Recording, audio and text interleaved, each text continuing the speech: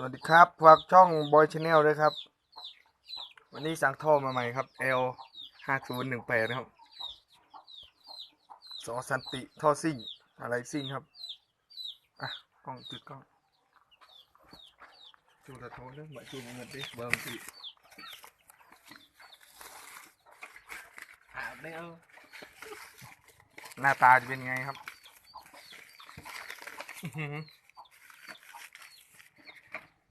ตัวที่ในโควิดเลย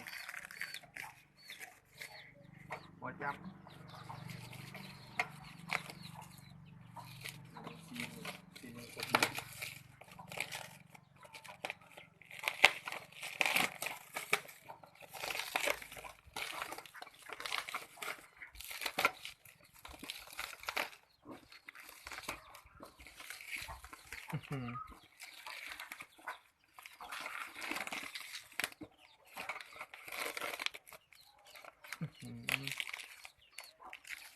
กับบัวเองจี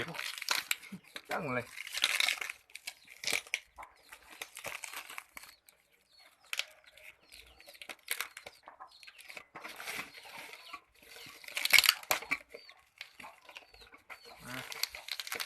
บอได้บอ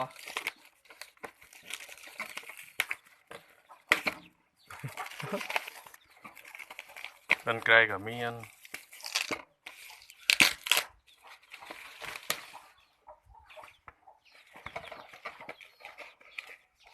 ละลายเราอ่ะ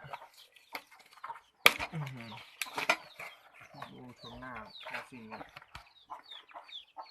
อันนี้เป็นคอสวมครับสวยครับสวย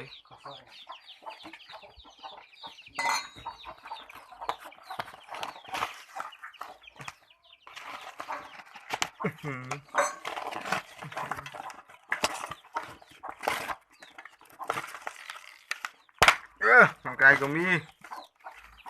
ต้มไก่ก็มี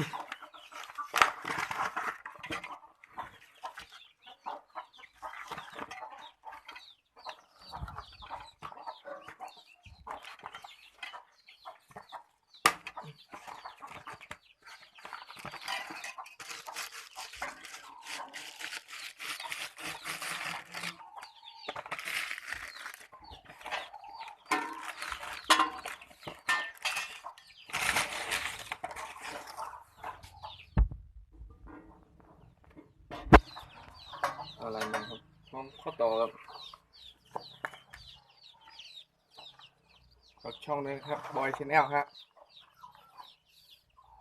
สอสันติทอซิงครับ